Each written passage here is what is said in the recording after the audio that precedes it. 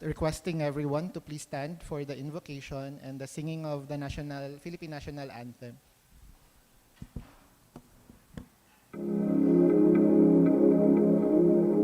In the name of the Father, the Son, and the Holy Spirit.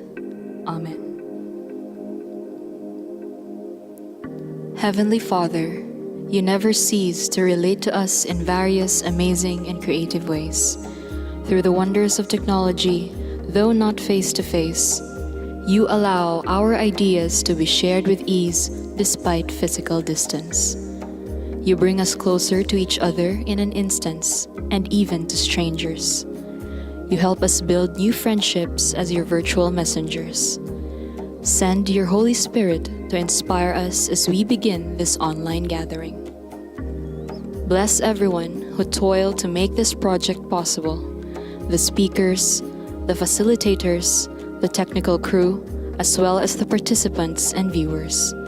We ask this through our Lord Jesus Christ, your Son, who lives and reigns with you in the Holy Spirit, one God, forever and ever. Amen. Blessed Carlo Acutis, pray for us. In the name of the Father. Kayang magiliw, helas ng sinakalan, alam ng puso, sa titik mo'y buhay. Lupang hinirang, tuyag ka ng magiting, sa manlulupin, di ka pasisingil, sa dagatang tutok, sa simoy at sa langit mong bangaw, ay hinatang tulad, awit sa pagkayang minamahal, ang isang ng matawad mo'y tagumpay na naghihingi, ang bituin at araw niya kailan pa may di magdidinig, luman ang araw ng walhaging pagsinta, buhay langit sa piling mo. Ang inigaya ng pagkay mga aking, ang mamatay ng dahil sa'yo.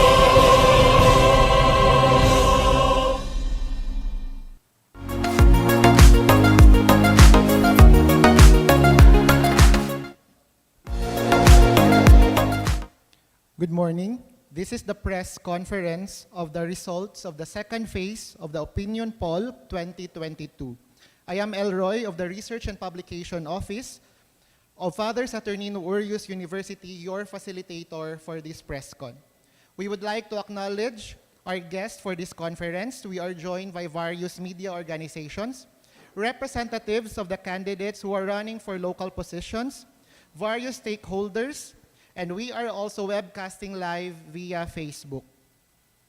We are also joined by the University President, Reverend Father John Christian Yu Young, Vice President for the Academic Affairs and Research, Reverend Father Randy Jasper C. Ochige, FSUU office heads, the survey team leaders, and the field interviewers. To start, let us welcome the Policy Center Director of FSUU, Mr. Jeffrey Carin, for his welcome remarks.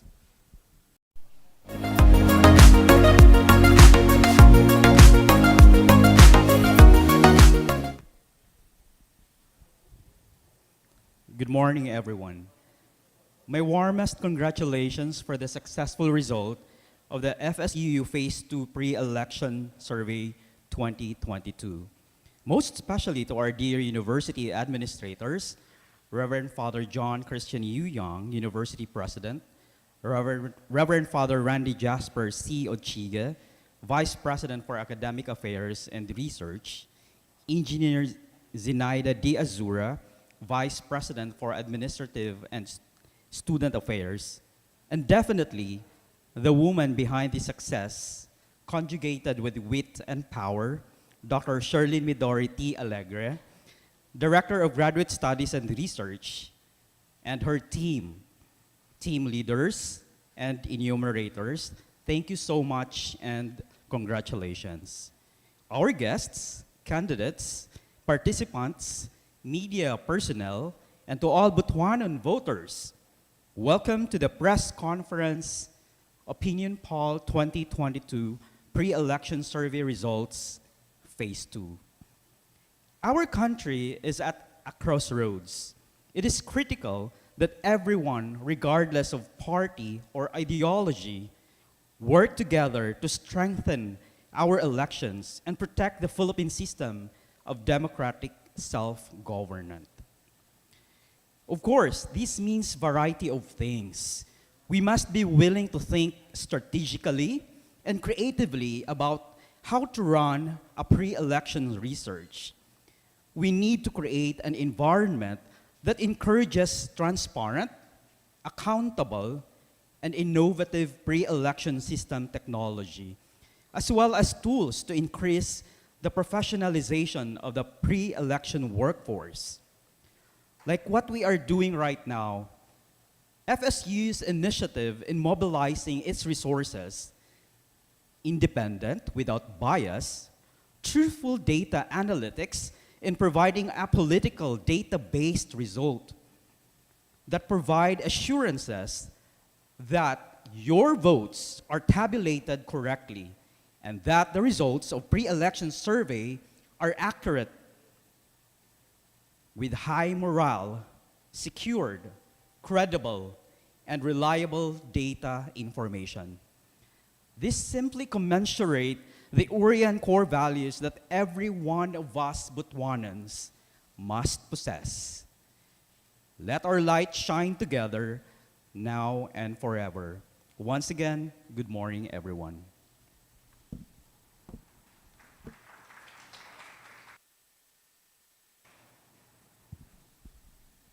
Thank you, Sir Jeff.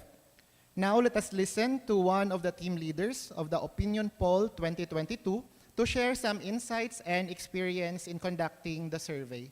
Friends, let us all welcome Mr. Chelsedek T. Olais.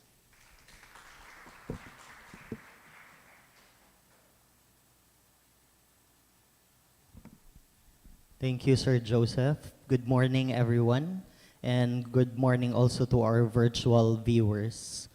So, to give you an overview of what we do in the field, I made a short PowerPoint presentation of our field work. So this is on the second phase and the first phase combined together. So, an enumerator's journey. Can we go to the next slide, please? So, there are 86 barangays in Butuan, and we cannot cover everything. So, we went to Bobon, Kabkabon, and Teniwisan. So, this is basically our job. So, most of the time, mainitan. Most of the time, makasilong pod. And as you know, as you observe nga ang mga respondents, we made it sure that we, in the interest of privacy, we protect them, so we do not show faces, except our faces if you might see one of our faces in the PowerPoint presentation. Can we go to the next slide, please? We also went to Dankias and Tungao. So these are some of the experiences of my fellow enumerator and their team leaders in Dankias and Tungao. Usahay na aragid mi sa gate, dili mi ipasulod, labi na kung mga high-end nga mga subdivisions, we cannot just simply barge in and do interviews. Mas better pagali sa rural areas because we are being accommodated and they do not have some sort of predetermined ideas of who we are and what do we represent. Can we go to the next slide? And this is also in Bitanagan, Nongnong, and Amparo. So that's me, by the way, in the blue shirt. So most of the areas that I was assigned to were considered to be red. So medyo kulba, usually kumuad to dito. The last time that we went to Bitanagan, someone told my team nga, mag-uli na mo og kuan sayo. So I don't know if mag-uli na mig sayo kay tungod kaulanon na, which rained a little later, or manguli na may kay there are some elements in the area. So the feeling of kakulba is always there as we visit places which are not familiar. So can we go to the next slide, please? So the job is usually risky and challenging. The first picture, by the way, is in Bitanagan. If some of you have visited Bitanagan, there is an ongoing road construction as sponsored by LCAC. And I'm glad nga na-construct na it's an ongoing construction because for the last 3 surveys that I went there to add CBMS pa, so yung mga upat ka surveys, wala gid na semento ang dalan. So I was glad that when I went there, na semento na ang kuan, there's a construction going on. And this one is in San Vicente. We conducted survey just in time on the feast of Saint Vincent de Ferrer. So whether lapok or ulan or init or unsa pa man galing nga sitwasyon, we go there. Siguro it's part of the sense of adventure that is innate in most of us. Can we go to the next slide, please? And we make it sure that we reach out, otherwise dili na mo ma-achieve among goal. So makigihimamat gid mi, makigistorya, and there are times nga people are kind of negative to unsay among tumong og tinguha nga nung mag-interview mi sa ilaha. The last one that I interviewed was in San Vicente. So the way I approach was very calm, pero lahi ang iyang response. So you cannot expect everyone to receive you politely or calmly. People have different views of the enumerator, and that's given, and we cannot, it's given. Can we go to the next slide, please? And you have a sense of the issues that besets them or the people in those areas or us in general. For 3 consecutive surveys, by the way, ang tulay sa Bitanagan nagpabilin gihapon nga ingana. So this is a challenge to the one who will win as mayor nga tana matagaan og maayong tulay ang taga Bitanagan kay they had this problem I think for the last 10 years or more. And this one is going to Nongnong. And there are other issues which I cannot post for in the interest of privacy. And Tubig, by the way, I thought it's a city problem. It's but one wide problem di ay. If you want to Dulag, to Amparo, to Bitanagan, some parts of Bitos and Nongnong and some parts of Kinamlutan and maybe in other areas, they have problems with water. Dalan also is a problem and baha. And there are areas, by the way, in our city, sadly, nga walay comfort rooms, walay CR. Labi na sa usa ka purok sa barangay Bitos. I hope nga ma-address ni nga problem. And let's go to the next slide. And this is my last slide, by the way. Often we leave the area burdened by what we saw, inspired by what we've heard, and changed by the stories of the lives we've met. So this is what we experience while we are in the field. And I challenge everyone, for those who haven't conducted surveys, that you try. It's a life-changing experience. It's not just simply interviewing people. And that would be all. Dagang salamat, Sir Joseph.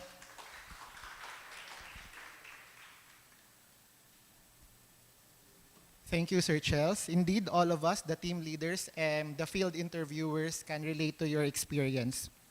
We now go to the presentation of the results of the second phase of the Opinion Poll 2022. The presentation are as follows. The rationale and objectives will be discussed by Mr. Mark Bon Basadre. The methodology will be presented by Dr. Eltimar Castro and his team. The respondent's profile will be discussed by Ms. Orbel Supas, and the results will be presented by our research director, Dr. Sherlyn Midori T. Alegre.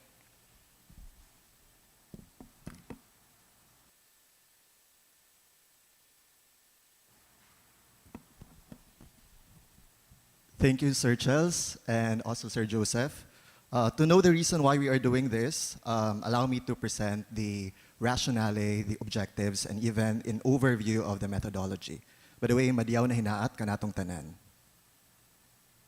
Father Saturnino Urios University, as a service-oriented academic institution, commits itself to provide scholarly viewpoints on public policy concerns that affect Caragas communities. As the institution continues in its public service, the university, through the Policy Center and Research Center, conducted the Opinion Poll 2022. This is the 5th in the series that began in 2010 elections. The program aims to give the general public with accurate information about their self-report and perceptions of the national and local elections on May 9, 2022. The poll hopes to assess the goals and perceived orientations that prospective candidates should pursue in order to make Butuan, in particular, and the Philippines in general, a better place for its people. It will always adhere to scientific research ethics. Thus, the results are not intended to convince or persuade the electorate, but rather to assist them in making an informed decision for the upcoming elections. As an academic institution with no political affiliation, FSUU espouses its responsibility to be impartial and free from biases whatsoever. This is only in keeping with the values enshrined in the university's vision and mission. Opinion Poll 2022 is solely funded by the university through its Policy Center, Research and Publication Center, and Community Involvement Office. The results of the survey served as basis for crafting of programs with its partners from both government and NGO sectors. Its primary objective is to develop voter awareness, which would eventually lead to informed choices. Allow me to reiterate that FSUU is a non-partisan institution, and this survey is solely funded by the university. Now for the objectives, here are the specific objectives of the study. First is to inquire about respondents' perspectives on the pressing concerns or challenges in their own barangay and even in the entire Butuan City. Second, to identify the impact of COVID-19 to the families. Third is to determine the attributes of a good leader in the local government unit. And lastly, to determine the respondents' awareness of and preference for the candidates for elective office. With the scope, following the mentioned objectives, the study covers the respondents' profile, specifically the age, sex, civil status, educational attainment, monthly family income, and the source of income. Second is on the awareness on the pressing issues in the barangay and the other social issues. Third is on the impact of COVID-19 pandemic to the family. Fourth is on the sources of information about social issues and political parties or candidates. And lastly, is on the awareness and preferences for personalities seeking electoral position in the national and local levels. For the overview of the methodology, to understand the trend or perhaps the changes in the preferences, if there's any, in Butuanons voters, a two-phase pre-election survey was conducted from March 28 to April 27, 2022. 82% of the registered voters of each barangay as target respondents from the 86 barangays in Butuan City. A structured interview guide using an application developed by the Data Science and Analytics Center, a DOST-funded research center of the university, was employed in the survey for a face-to-face individual interview with those who were available and were willing to participate at the time of this survey. Data analysis was done through frequency and percentage distribution with 95% level of confidence and 1% margin of error. To further understand the digitized data collection of the survey, Dr. Eltimar Castro and his team from the Data Science and Analytics Center shall give you an overview and perhaps a short demonstration of the application. Thank you.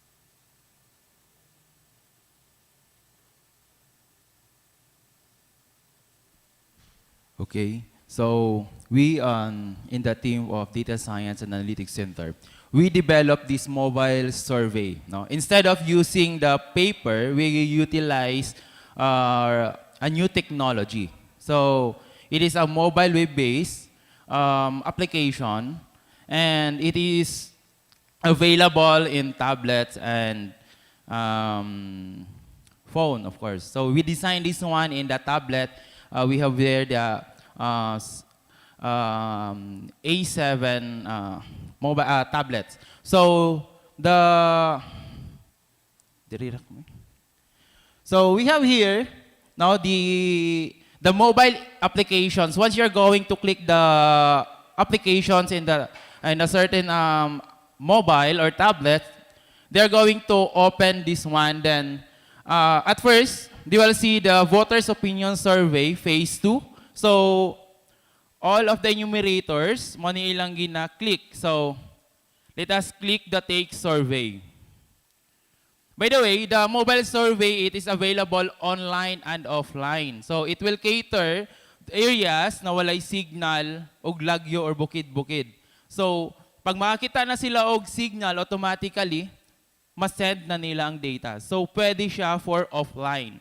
We have here the profile. So the profile, we have the barangays. So just click the barangay. For example, we have the let's say all barangays of Butuan City, then followed by the sex, okay, civil status, education, trabaho, then if they have another answer, then we have here kung lain pa. Then next, they can proceed to next. So we have here also the issues, no? So the list of questions are, we have here an example, unsa ang pinaka-importanting issue. So they're going to select. Then if they're going to, they have another answer, kung lain pa, then they have to write all the text, no? Okay, continue. To the last part. Okay. Next. So we have also here the voters' preference. So the voters or individual will select one for the president, vice president, congressman, mayor, vice mayor, and the konsihal, they have here, they can select 10 or less than 10. Then undecided. Then we have another set follow-up questions. 8.2, well, we have here, seryoso na ba ka sa imong, tama ba? Ang imong decision. So they're going to select. So after having their choice, then they are going to submit. Then of course, they're going to review kung sakto ba to tanan, ipakita to nila tanan sa ilahang gi-interview kung sakto ba ni as a resibo. Kung tama ba. So they can review then, for example, the respondent will say, sir, dili man na mo among giselect. So they can go back. No? They can reselect, no? Mangita sila glain, then review na po. Kung sakto na again, then we can proceed to submit this one. Like for example, let's have a run through demonstration, Sir Melks. Next, just go back. Profile, from profile.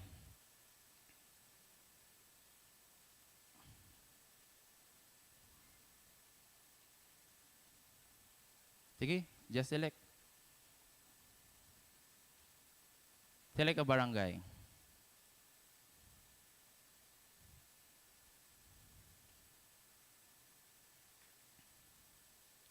Okay.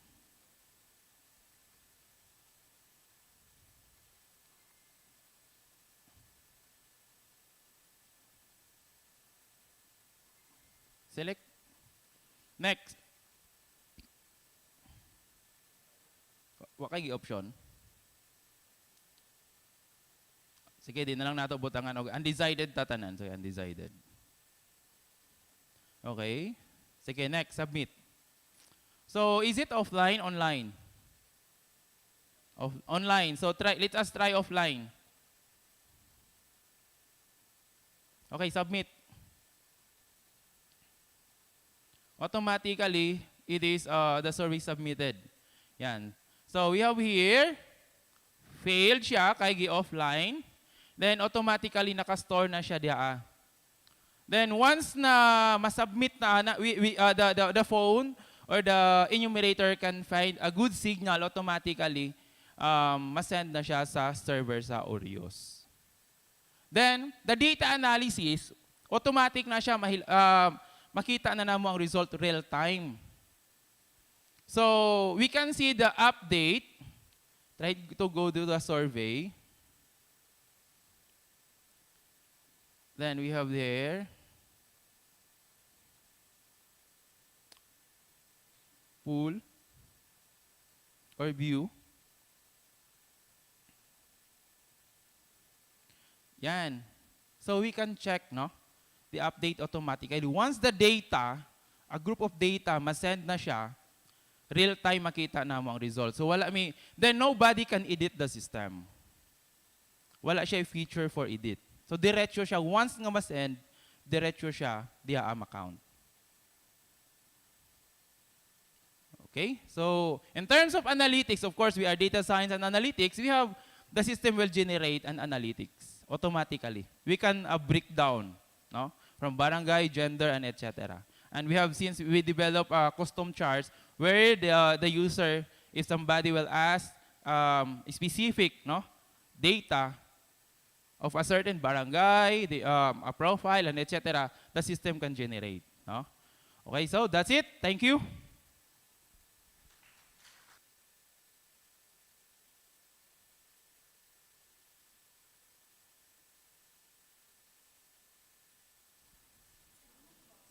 Hello. Okay. Hello. Thank you for that, Sir Eltimar. Good morning, everyone. I will present the profile of our respondents. Starting with age. So, pinakamarami po sa aming respondents are aged 25 to 60. That's 67%. And then, 16% po ay 18 to 24 years old. Followed by 10% na 61 to 65 years old. And may 7% po na 66 years old and above. And then sa sex naman, pinakamarami sa aming respondents ay mga babae with 55.08% and the remaining percentage is mga lalaking respondents. For civil status, pinakamarami sa aming respondents ay married, that's 62.12%. And then may 26.67% na single, 9.46% na widower, and 1.75% na mga separated. For their educational attainment, pinakamarami sa aming respondents ay high school level or high school graduate. That's 52.56%. And then, sinundan po ng mga college level or college graduate. That's 29.55%. And then mga nasa elementary level or mga elementary graduate, there's 17.46. And meron din pong 0.44% na nasa graduate studies.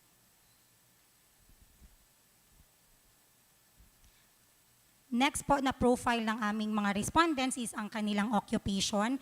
Pinakamarami po sa aming respondents ay mga unemployed. That's 38.44%. Then meron pong 19.92% na nasa mga daily wage earners or mga laborers. And then 14.55% ay mga self-employed. 11.53% ay mga estudyante.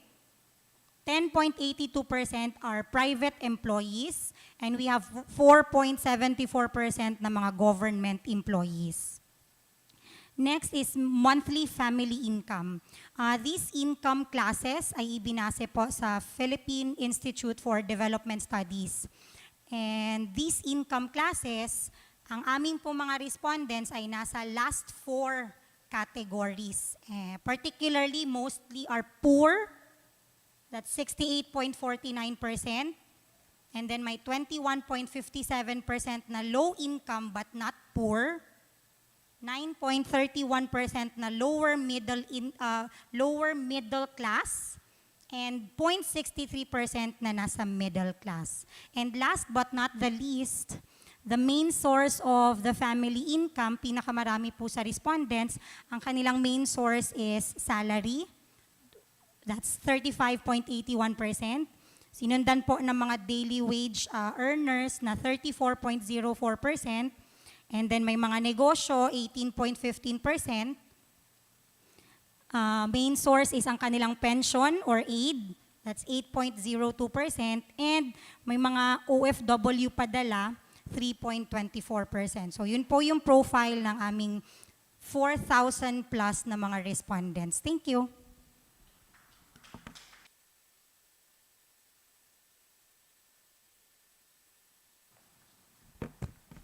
Good morning, everyone. I'm going to present the results on the questions about social and political issues as part of the coverage of the survey. So first off is on the pressing issues in the barangays or in the city. Okay. As you can see, it is still the infrastructure and dilapidated roads which has the highest percentage of 23.93%.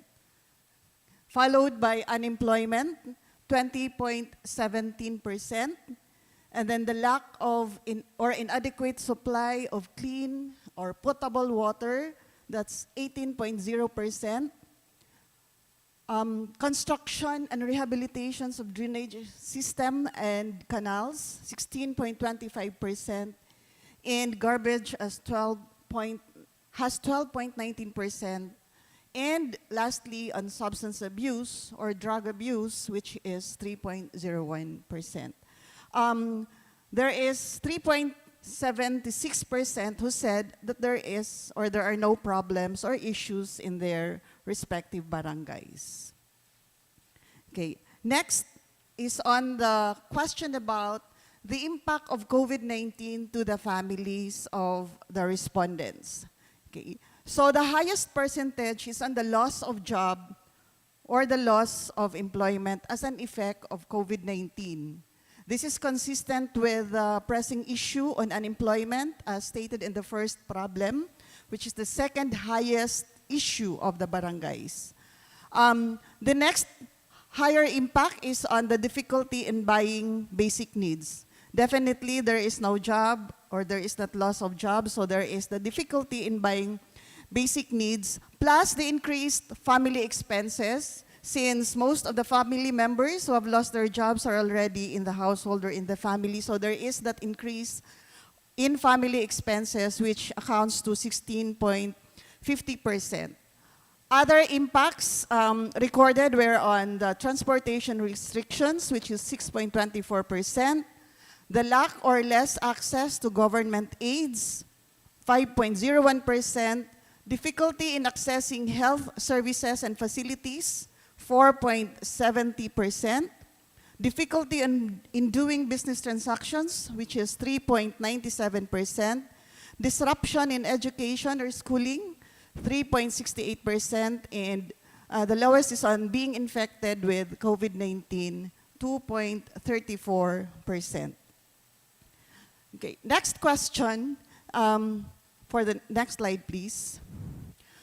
They were asked whether they were able to receive government aids during the pandemic. As you can see, there is a very high percentage, which accounts to 78.12%, who said yes, they received government aids, they received help during the pandemic. And these aids were in the form of food, bugas, cash, pagkaon. Okay. These are all food items, and cash or financial assistance coming from the local government unit. Now, for those who said that they did not receive any aid from the government, accounted to 21.88%.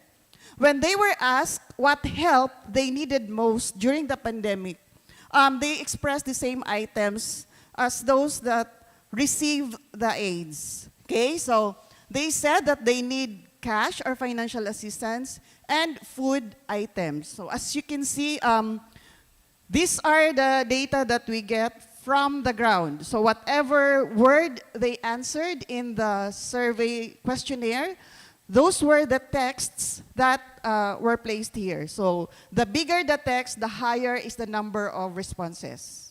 Okay? So as you can see, for those who need help or who need government aids, they said that they needed cash or they needed financial assistance and food items. So other words used were pagkaon, basic needs, kwarta, bugas, and a little percentage said that they needed trabaho and medicines. Okay. Next slide, please. They were also asked on the best trait or characteristic of a leader, or who is a good leader for them, which they considered as one of the criteria in choosing their candidates or their the person who will have or who will gain their votes during the election. So they said that they want someone who is kind and helpful, maayo og matinabangon. So it has 43.20%. The highest percentage of respondents said nga gusto nila og leader nga maayo og matinabangon. Okay, followed by one who is intelligent and wise, maalamon, which accounted to 14.01%, and one who is honest and truthful, 13.53%. Okay, so they want a leader who is strong and firm, 10.13%, generous, maluluyon, 8.83%, religious and God-fearing, 8.46%, and other features or other characteristics, which is 1.84%. The respondents were only asked to give one trait or one characteristic of a best or a good leader. So they have these answers. Okay, next slide, please.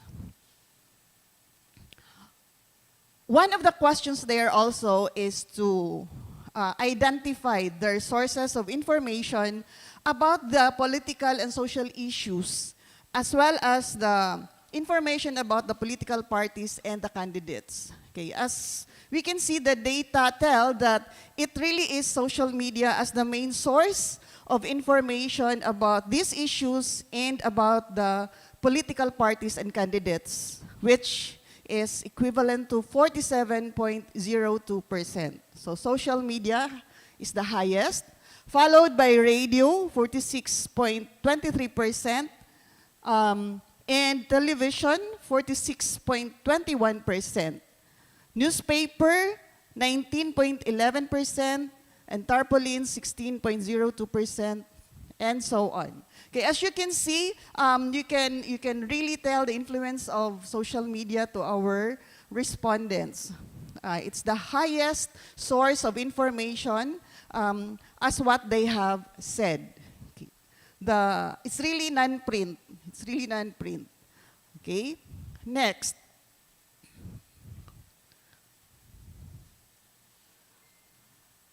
Now, on the voting preferences, okay, so we were also asking them whether they are expecting money from a political party or a candidate in the forthcoming elections.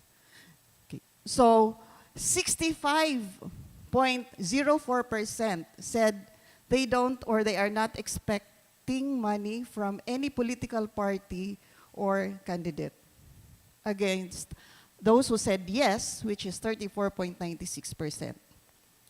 But when they were asked whether they're going to receive money when they will be offered by a political party or a candidate, 70.37% said yes. Yes, they're going to accept the money, but when it comes to voting, majority of the respondents said that they're not going to vote the political party or the candidate that gave the money right away. So they still said that they're going to think about whom to vote, or they're going to follow their conscience according to them.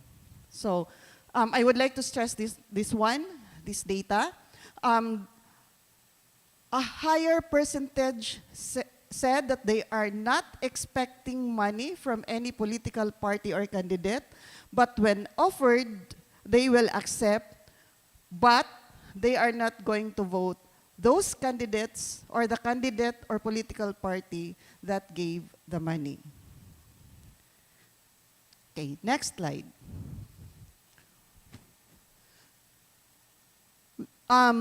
For these items on the voting preferences, we ask our respondents whom to vote when the day of the election is during the time of the survey. So we presented the preferences of our respondents from the first and the second phases. Okay, so as you can see, the first phase is colored orange, and then the second phase or phase 2 is kanang violet. Okay, so if you can see it's very clear in the data that Bongbong Marcos had the highest percentage in both phases. So it's 60.39% in the second phase and 58.21% in the first phase. So there was an increase in the percentage ratings. However, if you're going to look at the figures of the undecided voters, the number of undecided voters decreased. So from 23.52% for the second phase, it is now 18.63%. So these are the data in terms of the preferences for the president. So if we're going to look at the second phase results, next slide please. Okay, so these are the ratings. Bongbong Marcos has 16.39%, Lene Robredo has 12.03%, Manny Pacquiao in the third place, who got 4.49%, Isko Moreno Dumagoso, 2.88%, Ping Lacson, 1.25%, and the rest of the presidential candidates had less than 1%. Okay, so this is the ranking. Okay, next slide, please. On the voting preferences for vice president, okay, still we got the data for the first and the second phase. Okay, for the two phases. So there was an increase on the ratings of the candidates' ratings, and the undecided percentage or the undecided voters had a decreasing or decreased the percentage from 22.34% during the second phase, 18.71% na lang. Okay, so with this, the ranking for the vice presidential preferences would be like this. Next slide, please. So Sara Duterte has 72.44%, Kiko Pangilinan 5.78%, Vicente Soto 2.09%, Willie Ong 0.65%, and the rest still below 1%. Okay, so this is the ranking of the vice presidential bets for the second phase of the survey. Okay. Now the results for the local positions. Let me start off with the congressman. Okay. So the ratings above are for the second phase, and we had a comparison of the first and second phases results. So as you can see, there was an increase on the ratings of most of the candidates except for Ronel Asarcon. Okay, so Joboy Aquino this time has 48.01%, Kidsley Barrios 15.95%, Ronel Azarcon 8.56%, which was in the first phase it was 8.72%, and then the rest, Sir Erwin Orlando 0.17%, and the undecided voters still stood at 27.31%. Okay. For the mayor, okay. So still, the figures show that there was an increase on the ratings of the candidates except for except for Mirna Bernados. Okay, so this time, Sir Ronnie Vicente Lagnada got 57.11% from 52.14% in the first phase. Sir Norbert Pagaspas had 18.56% from the 17.89% in the first phase. Edward Chan, he also has a decreasing rating this time from 23% to 0.17% in the second phase. The undecided voters also had a decrease from 29.65% to 24.08%. For the vice mayor, okay, still we can see that there is an increase for Mr. Lawrence Fortune from 54.92 to 59.30%. Then Carlos Tan, 0. I'm sorry. Dolly Verake from 12.61% this time, which was actually 11.39% during the first phase. And then Carlos Tan, okay, which had a slight decrease from 0.68 to 0.63% this phase. And the undecided voters from 33.01% in the first phase, now 27.46%. They were also asked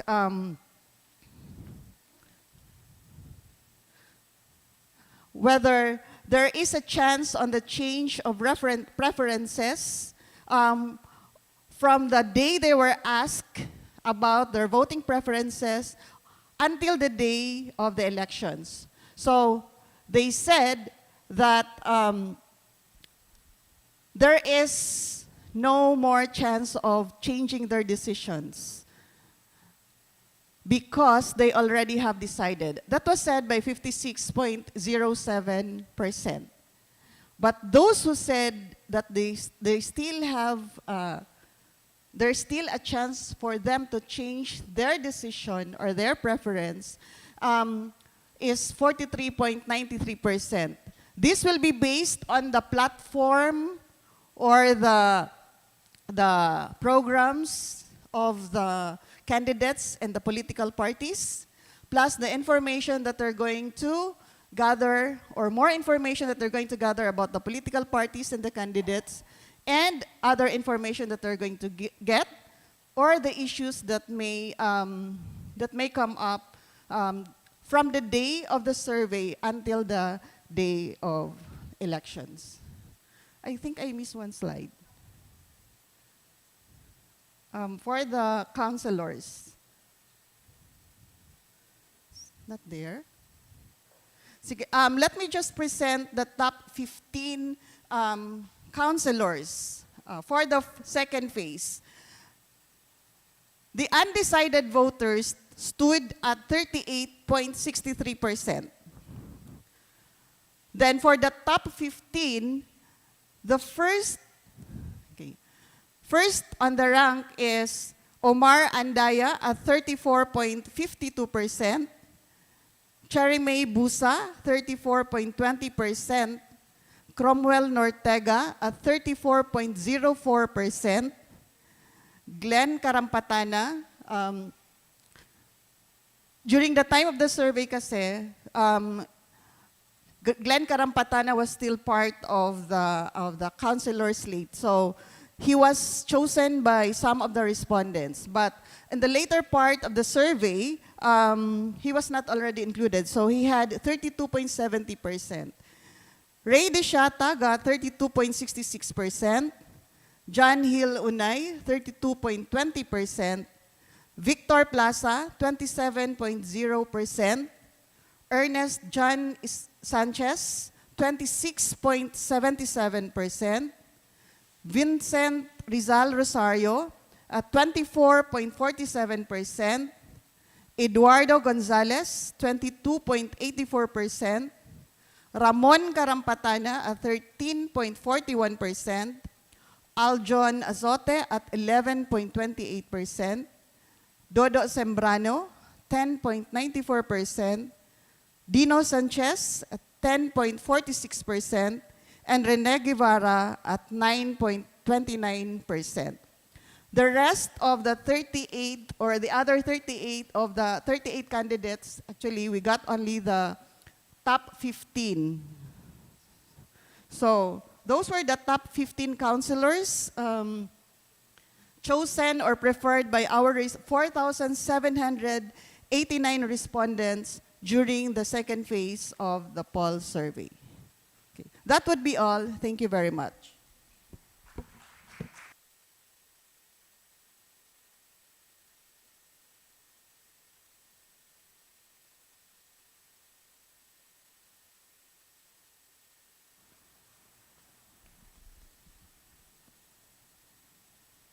Thank you, Dr. Alegre, Dr. Castro, Ma'am Orbel, and Sir Mark Bon for the presentation. Flash on the screen are the top 15 councilors based from the second phase of the Opinion Poll 2022. Allow me also to acknowledge the research team behind the Opinion Poll 2022. Kindly flash it on the screen, please. So we have Ma'am Arlene Amora, Ma'am Orbel Supas, Mr. Mark Bon Basadre, Sir Chelsedek Olais, yours truly, Dr. Eltimar Castro, Dr. Nefi Romano, and Mr. Melchizedek Bourbon. And with us, we have the Director of the Policy Center, we have Mr. Jeffrey Carin, and the Director of Research of FSUU, we have Dr. Sherlyn Midority Alegre. We are now in the open forum of the press conference. We are now ready to answer your questions. As you can see, there is a microphone in front. So if you wish to ask questions, kindly state your name, your affiliation, and to whom you want to address the question. And you are allowed to ask one direct and one follow-up question. May I also request the research team to sit here in front for the open forum.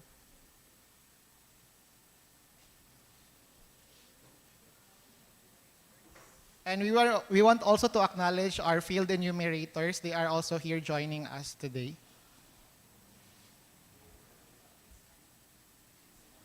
Field enumerators, please stand for you to be acknowledged. Please stand. These are our field enumerators for the phase 1 and the phase 2 of the survey. Thank you for your all the efforts that you have given to this endeavor.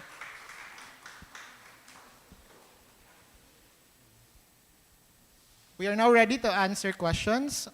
Friends from the media, you have questions. You can now ask it to us. Yes, please, from Bombo Radio.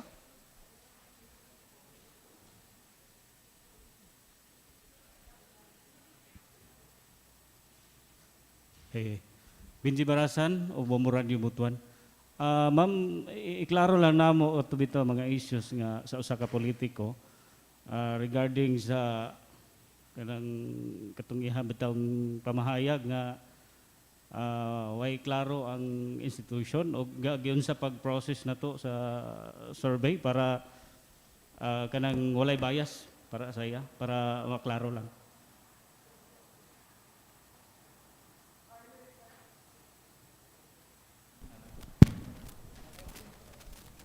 Are you referring to the data collection and the processing of data? Yes, ma'am.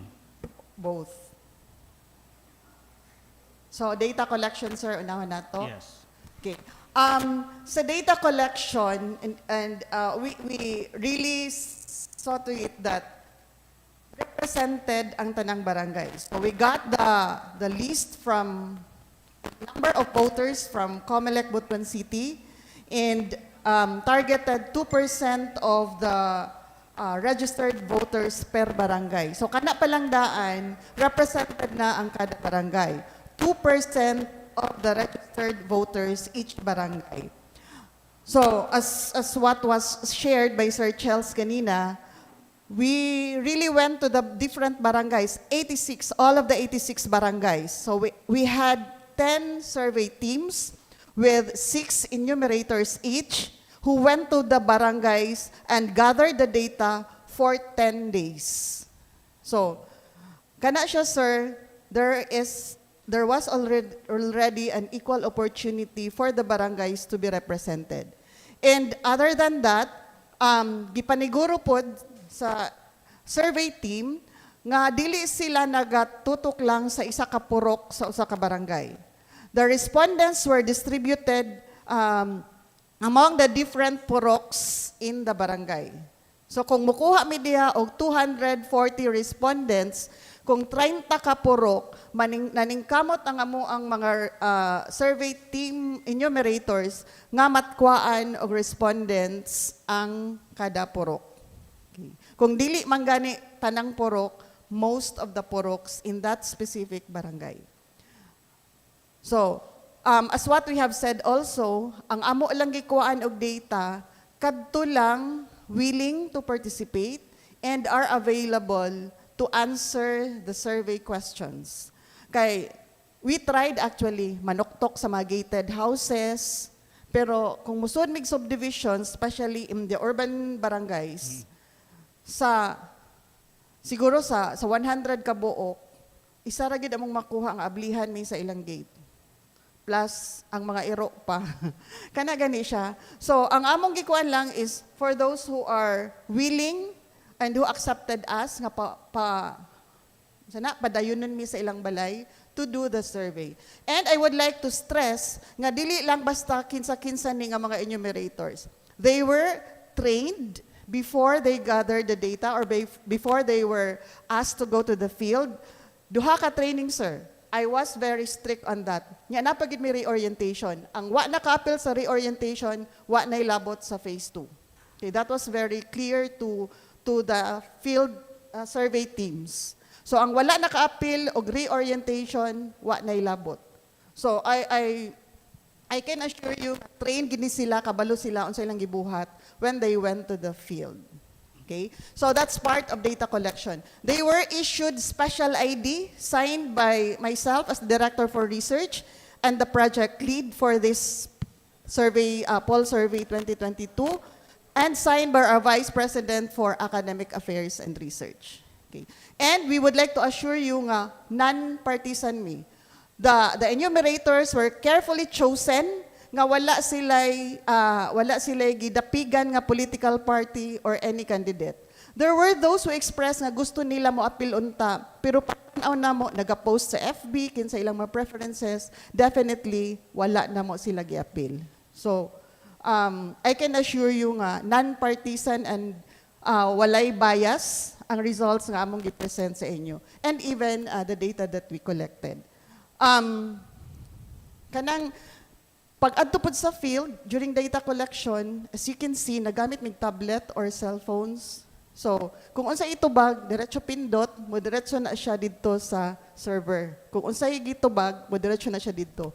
There's no way of changing the answers of the respondents. Kay kung unsay nakabutang dito, mo na nay moadto sa among server. Okay? And I think the enumerators do not have the time nga mo convince nga mao ni inyong butaran kay nagpaspas may kada tuplok nya adto na pud sa next mo baktas pabaya from one purok to another, and we are only given this much time for a specific barangay. Okay. Ulan, init, mas kasilong usahay na ra sa kalsada, mao na experience sa among enumerators. Okay? So as much as possible, gidali na mo ang data collection sa pagkuha sa isa ka respondent. Okay, in terms of data processing, as what I've said, kung unsa ang data nga nisulod dito sa server, mao na among i-present. Automatic man siya makuha frequency and percentage. Nya kadtong text gani katong lain pa or mga open-ended questions. Mao tong text na akong i-present. Nga kung dako ang pagka suwat niya, maupod kadaghan ang responses or kadaghan sa nagtubag adto nga item. So that's how we process the data. And we presented this data to you. Thank you, I Ma'am. hope Thank I was able to answer your Yes, ma'am. question. Yes. If there are other things you can add?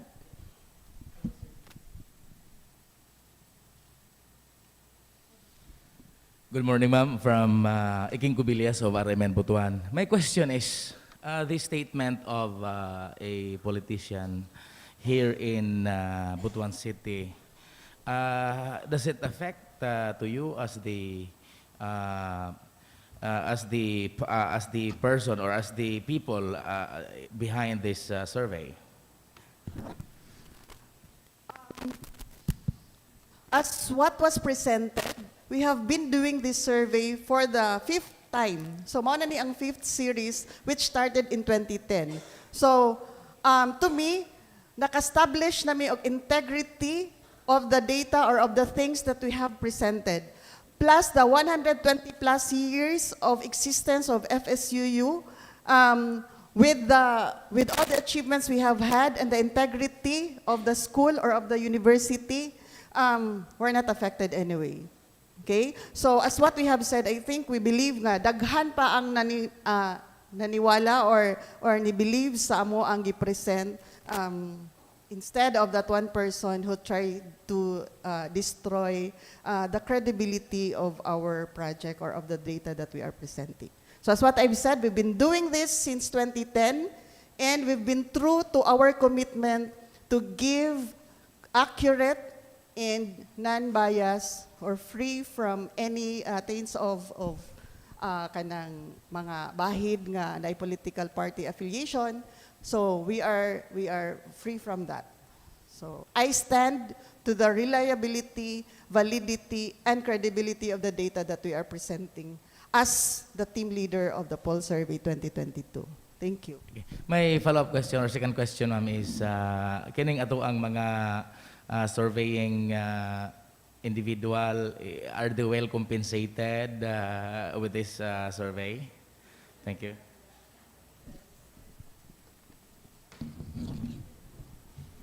Check. We are compensated, but as to the idea of well compensated, I think it's good enough, and because this is a public service, a service to our community, so dili raman kaayo mega concern sa ana nga kuan nga aspect. We focus more on the things that we gather from the field and what we can present to the public. So I don't think anyone in my team, and I haven't heard since we have been here for the last 10 years, wala man po'y complaint so far akong na encounter in the course of the surveys that we have conducted. Salamat sa pangutana, sir. Yes, Sir Julius. If I may add, Sir Chels, we spent much of the amount that we spent for this survey was for the tablets that we bought for the digitization of the data collection. As to the compensation, if you're going to call it, we don't really call it compensation, but we're giving it as allowance, meal allowance reviewed in a day, which is, if I may say it, which is actually 125 pesos per day. Pampalit og tubig og biscuits when they are in the field. Wala siya'y sweldo, sir, because we charge it as our community extension service, part of the advocacy of FSUU. And I think the enumerators who are also our students are aware of that. The fact that they joined the survey team during the 2 phases, and some of them were actually part of the survey team even in 2019. Kani, nangaraan namin sa poll survey. So, ang uban nila, appeal na sa among team. And we haven't heard any complaints after all. So, tagalang na mo silang pamiliti, 10 pesos sa tricycle, 20 pesos sa jeep, 150 sa habal-habal. If I'm going to itemize that. Unya, 125 para tubig o biscuits. That's it. So, I don't call it a compensation, or if you're, I don't term it as compensation personally. Thank you.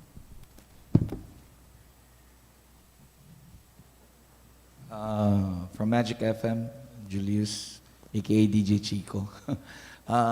Good morning to each and everyone. We're very much, in our part, we were just really wanting to, other than the political impact of the research, do you find future economic impacts for that research? Baka pwede siya is it viable for for possible project implementations in the next years to come. I mean, you've been doing the survey for quite some time, and is there a economic use for that for the community?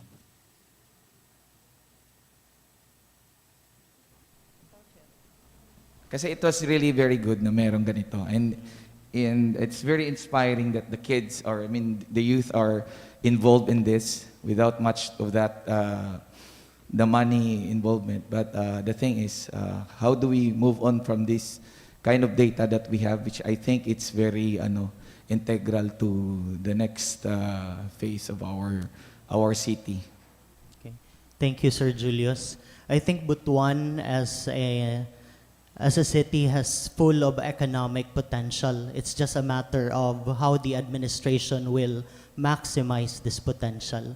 Kung maadto ka dito sa mga areas, I believe some of you have been there, you will see the potential in those areas. It so happen lang nga dili ma-harness kay kulang ang dalan, guba ang tulay, and there are other factors that may have affected on how these economic things will progress in the area. And to give you an example, I was in Bitanagan. I don't know, for some reasons, Bitanagan is so close to my heart. So when I conducted a survey there in CBMS, another survey, I encountered a little boy nga wala siya'y kamot, wala siya'y tiil. So when I went to interview, and then I found out nga wala di ay siya ingana. So kahilakon kaayo ko kay when we went to Bitanagan the first time, ang dalan is not literally like the one you saw it today. So it's totally, it's scary for someone who is not from there. So naluoy ko kay mag-senior high na siya, unya wala siya senior high nga eskwelahan sa Bitanagan. And what makes it worse, guba pa gid iyang wheelchair. So that kind of affected me. Paano ba nato nga ma-harness ni nga resource? It's a human resource. So I guess that the question will be best answered by our administrator. Paano nato i-harness ang atong potentials in Butuan? We have full of potentials, but it's just a matter of harnessing those potentials. So that would mean the document or the data that you have collected can also be accessed to the government or to any implementing agencies, if ever your data could be a basis, or what, for political language siya? Yes, we're open to data sharing. That's why we're having this press release. I believe that the local government unit can have more insights in the data that we have presented, especially in the political and social issues expressed by our respondents. Thank you. And as to the survey team, I think they have had insights on what is really happening in the field, and when they become leaders of the society in the near future. Okay, so they will carry with them the insights that they have gained from the field para mahimo silang mga buutan og maayong nga leaders pohon. Thank you. From our guest. Yes, sir, please.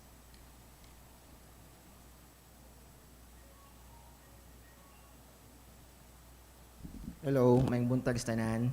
I'm Ian Sabador from One Butuan. I'd like first to congratulate Urius for coming up with this commitment. No, I know that they have been doing this for how many years, and we've seen your commitment into not only educating the people, but also trying to make some ripples of changes through academics and research. I think I'd like to continue with the previous question. I think the most important question here is, okay, this is not only a political survey, but this is also a socio-economic survey. So I'd like to focus on the research, what's the next step for Urius? The research utilization of this study. How do you intend to come up or to craft perhaps your advocacies or future programs for the Urius, for the university, as a service university to the community? So basically, how do you utilize this data, and what would be the next step for Urius? I have some other questions, but I'd like to yield to sa later na lang. Thank you.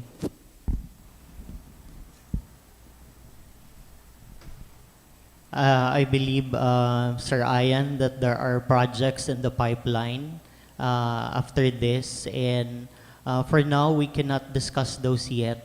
But last night, a friend of mine from the chamber PM'd me that she was interested of partnering with FSUU, and I told her that I will have to discuss this first with my director, Ms. Alegre, and the rest of the gang. So we will update you of what may transpire in that conversation. So for now, yun lang ang among ma-share. Thank you. If I may, my second question, if that's okay with the moderator. Thank you, sir. Second question is, there are so many surveys, right? Social media surveys, you have even radio station surveys, and you also have university surveys. How do you figure out all these? Okay, perhaps this is the impression coming from the group. We have surveys, right? How do we now cross-refer this to the results of the ORUs? How do we now situate the surveys of the different institutions, even social media surveys on Facebook, on radio stations? How do we now locate, or how do we now figure out the results of the ORUs, right? I know it's consistent, but it's also deceiving to some other parties that they would say, we have our own surveys, and our service does not tally with you, right? How do you explain this condition? Thank you. As what you can see, that this survey is an independent survey. So we are not going to compare it with all the other surveys that have been conducted. And as what we have expressed, we are committed to give you accurate and non-biased information coming from the results of the survey. So that's where we stand. We don't intend to compare the findings or the results that we have got, from the surveys, from the phases, from the different phases of the poll survey that we had. So we don't compare it with anybody's survey. So kung unsay among result, we stand to... Unless to you're that the result. first survey and the second survey, we understand there is a comparison of increase or decrease of the first phase and the second phase, right, ma'am? Kadto man lang ipakita because we own the data. Yeah. So we have access to that, and we would like to see the trend. We had voters education actually. We've been doing series of webinars on historical revisionism, voters ed, and other topics relative to the political and social issues that are going on. So we would like to know whether these initiatives that the university had has somewhat an effect to the preferences of our voters in Butuan City. So that's what we covered. Thank you, again, congratulations. Bravo. Good morning, everyone. I'm Lovell Calpusan from Radyo Sarbato, Butuan. So, ang among pangutana, ma'am, Radyo Sarbato po. Ang among pangutana, sa gihimo niyo nga survey, doon na ba may coordination sa barangay for your security, para ma-assistan mo kining mga barangay tanods, kay di mo nato may bawaan ng panahon in times kining sa inyong ma-encounter sa inyong pag-survey. So doon na ba'y gihimo niyong barangay coordination ini?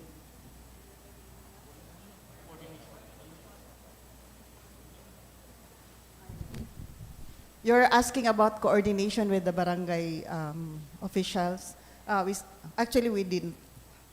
We did not have any coordination. We did not inform any barangay official that we're going to conduct the survey at this particular time or at this particular place, because we want data nga walay influence with someone else in the barangay.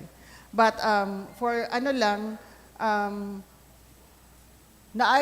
for sharing na ay mga enumerators nga medyo I don't want to term it as harass, but they were asked about naaba mo'y permit from the barangay kapitan.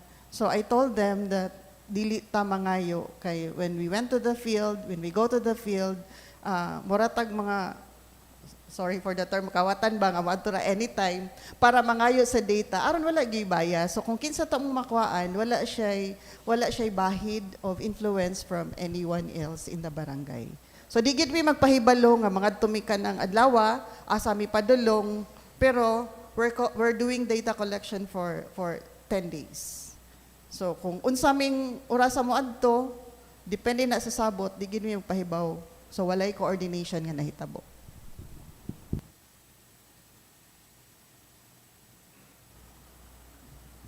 Yes, good morning, ma'am. I'm LD David sa One Butuan. Para sa ako, ma'am, dako kay hinungdan ni siya nga survey. And thank you very much, ma'am, because you already included yung sinuggest ko before, yung regarding sa tenacity of their choice. So, for example, for us, we can now see that out of those who preferred, for example, for our candidate, about 44% of that would likely to change their decision coming elections. Were there reasons cited? What could be the possible reasons that could make them change their mind in their choice for their preferences? For those who expressed nga na a chance nga maotro ilahang decision, ang ilang preference during the election day, they said nga depende sa plataporma nga among masayran bahin sa political party or sa candidate.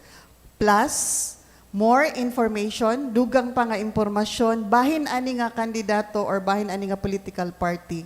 Kay actually, kung mangutana ka when you go to the field, may na sila, kana ako ng butaran, especially sa councilors, no, kung imong tan-aon taas kayo ang undecided rate, percentage sa councilors, kay they don't know kung kinsa. So, kung mo na ngamingon sila nga depende sa information nga among makita plus the issues nga pwede pang mahitabo from the day of the data collection until May 9. So mo na ang makapa-change sa ilahang decision or sa ilang preference. Pero katong niingon nga dili na jud kay decided na, which has a higher percentage of 56%, di nga na sila nga decided na gid sila. Mao na gid ni gikan karong adlaw hangtod sa day sa election. When does this question came in, ma'am? After asking the preference for what position? After asking the preference for councilors. So tanan nga voting preference niya pinaka-last siya. Okay. So if it you was can not, see, it was not asked na, for example, who is your choice for president? After that, would you change your mind? Election ganyan, tapos vice president the same ganon. dili na siya, sir, kay ang among ipangutan nato siya sa tumoy. Kay definitely kung mingon siya og naa siya undecided nga isa ka buok among the choices, definitely ma-change pa na yung decision kay wa pa man daw siya kakuan. Nya, especially sa councilors, pag dili siya maka-name og isa ka councilor as a preference, diretso na sa amo ang kuan nga undecided siya. Pero kung mo i-name siya tulo kana ma-record. Pero dili wala na mo siya ginana nga president, mautro pa ba ni o dili na ana. So, you mean, ma'am, for example, kung dili na ikumpleto ang iyang councilors, it will go to the undecided? Dili, sir, i-record kita tulora yang na-name, tulora ang kuan, dili siya undecided. Okay. Pero kung dili siya maka-name og At least isa, diretso sa undecided. Okay. Kaya wa siya kaila. Sige, thank you, ma'am. Oo. Pero naay times nga maingon sila nga kanang naapay chance nga maotro ang ako ang preference for president. So, pangayuan na mo og rason. Kay mo ingon na pod sila nga amo mang pangutan-on nga wa nagid ni chance nga maotro from the president down. Wala na kay decided nami. Pero naay usay nga mayon sila nga sa president wa pa ko kabalo kung kinsa gid ana nila duha. Ngano man. So that's counted as kanang naapay chance nga maotro ang desisyon.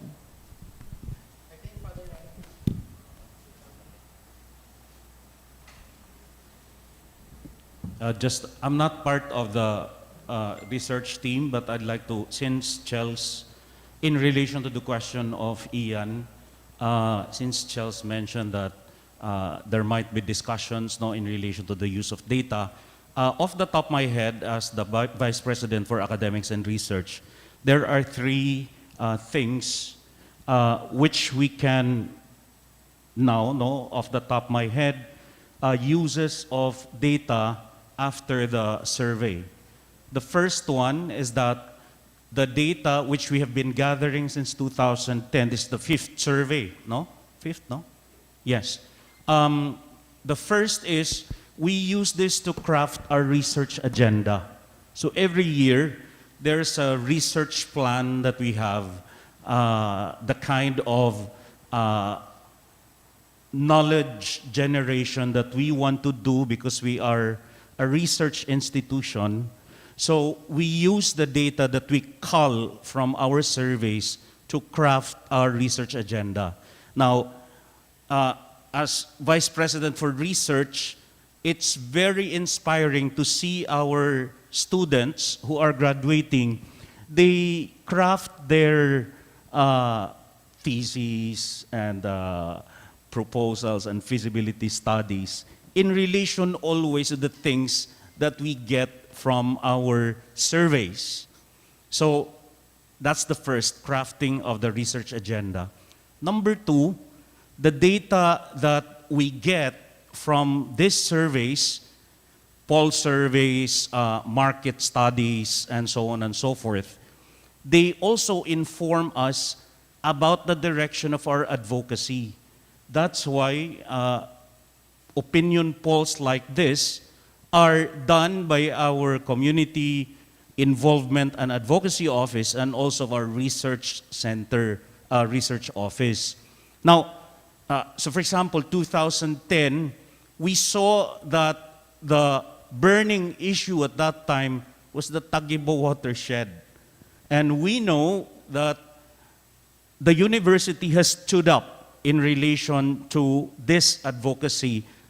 And I'm happy to report that until now, we're still standing by our advocacy for the environment and for our watershed. So it's a continuing revision and crafting of the type of advocacy which the university wants to get itself involved in relation to how it wants to contribute to the building up of the community of Botswanans. That's second. Third, in the crafting also of our future projects, mo ning giingon ni Charles kaganina, nga partners at the chamber, partners at DOST and DTI. So we craft our projects and possible proposals for partnerships with NGOs and with the government line agencies for the kind of projects we're proposing. So for example, just this year, our Data Science and Analytics Center got a very substantial funding from the Department of Science and Technology. And the baby project in this proposal is on the social service delivery for the elderly in our city. So basically, while it's hard-nosed technology and science, this science is for social inclusion and for social cohesion. So the idea, the main idea by which we're proposing projects to, for example, entities like CHED or DOST is informed always in relation to the socio-economic issues that we are getting from our survey. So as you can see, it feeds on the three major functions of an HEI: instruction, research, and advocacy. Thank you.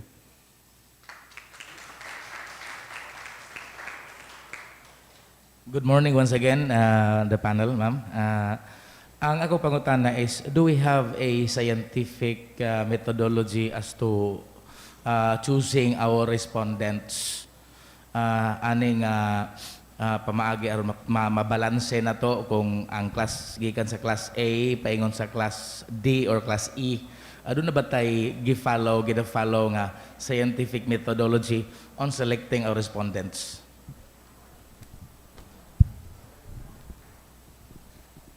we adopted convenience sampling. So, as what we've said, only those who are willing to participate and are available at the time of the survey were our respondents. Because we find it hard to, actually we started with stratifying pila sa kada barangay. Ana. Pero if we go down, if we go further, the stratification as to the income classes, we would find it hard. Kaya as what we've said, we actually tried manuktok sa mga gated houses, but only to find out na dili may ablihan, balibaran. Before, this was a previous experience, dili sa poll survey, but in another survey that we did, nga katong papel pagani, gitubagan na, nilakaw ng enumerator, gigukod pa yun, kay gikuha ang gigukod gated ang tag-iya sa balay, ang balay nga among giadtuan. Gigukod kay gikuha ang papel kay di sila mo appeal. So, these are some of the experiences nga kuan nya usahay at tubahon kag mahubog. So, for this poll survey, and we've been doing this for the last 3 years, for the last 3 series nga convenience sampling ang among gigamit para kadtong mo-appeal ra gyud nya kanang tininuod gani ang ilahang pagtubag kay we can also sense nga gara-gara ra man ni labi na kanang imong maduulan gani. That was an instruction sa mga enumerators nga kanang tapok-tapok, especially mga lalaki nya na ay tagay-tagay, dili mo moduol diha.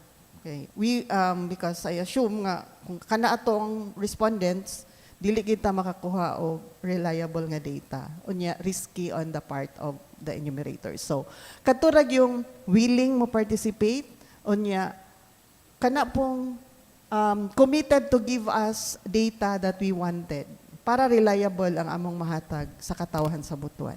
Thank you.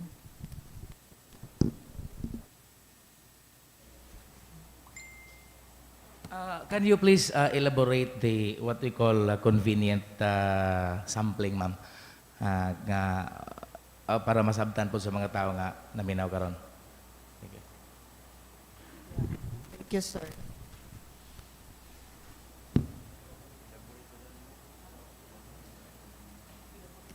Any more questions from our guest? Gusto pa elaborate pa, sir, kung giunsa pa gyud?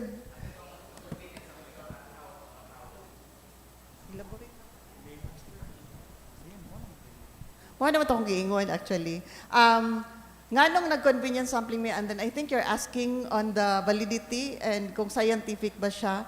It's an accepted sampling technique, convenience sampling, because of some limitations that we might encounter or we might have encountered during the data collection. So, nga nung ipugos man namo ang kanisya nga technique, kung di siya posible, nga naa may posible para sa amuan, it's actually accepted as a sampling technique or as a way of data gathering.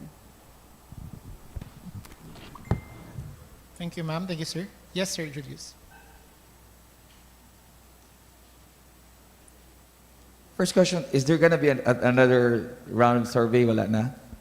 And ikadwa siguro yung question, maybe siguro, that app, I was really, that application is for enumerators purpose naman to, no? That application, the mobile survey app, it wasn't available to the public? Dili, sir. Dili. Sige. So, it might be, para I think there's that kind of biasness that's concerning on the surveys. Do you plan to have a survey application online that's available for everyone? Kaya basig katong mga nasa subdivision, musugot rag kuan online? Do you have any options for that? Actually, we're not considering that at the moment kay kung ihatag like Google form, you mean nga Yes. ilang kuanon, we could not guarantee the reliability of the data that we're going to gather kay kung i-open nimo siya imura i-post nga mao ni online survey, bisag kinsa pwede mo tubag, bisag pila kay pwede ako mo i-access nako ang link kadaghan ko mo tubag. So kami, we really went to the field kay gusto namo nga primary data ang makuha coming from the respondent himself or herself. So as of the moment, kana mo ang application, that's for the consumption of the university for our future projects. Okay, so this is the first project wherein we use the application made by our experts through Dr. Castro. So kana siya. So dili siya for public use as of the moment. Then, in addition, only the registered enumerators ang maka-access sa application. Sige. So, walay laing ang maka-access unless kung part siya sa TEM. Yeah. I think that's ano, kasi there's also the questions on the public nga basig dito ra nga areas, nga wala tong mga subdivisions and wala tong mga inana nga mga possible data gaps because of possible data questions po if in case it's available to the public. So, that is why, sir, we made it available offline para katuging mga bukid-bukid nga walay signal, makuhaan gid na mog data. Sige. I would like to correct that nga wa na mo gi-appeal ang mga subdivisions, among gi-appeal. Pero as Appeal, what pero I've wa ni said, tubag. gamay ra among nakuha kay wala diha nya usahay sirado ang gate, di mi kasulod ana. Pero mao na nga among gikuhaan katurag yung available Ayan. during the time of the survey. Sige po. So they were included actually. So, in person po siya, wala po siya gibilin ra ang form or whatever, wala. That's all, ma'am. Thank you. Real-time data to siya. Kung unsa naay timestamp. Kung kaning orasan nakuha ang data, mao po na mo reflected to. Thank you, Sir Julius and Ma'am Sherlyn. Any more questions from our guests this morning? Calling once. I think there's none. So thank you, everyone. I hope we answered your questions and we clarified everything based on our result on the second phase of our opinion poll 2022. And that ends our press conference for the opinion poll 2022. Let us be reminded that surveys serves as guide and information for us voters and for the candidates as well. It is just a representation of a snapshot in time, and the real decision lies on May 9, lies in every voter on May 9. May we have a peaceful election. Good day, everyone.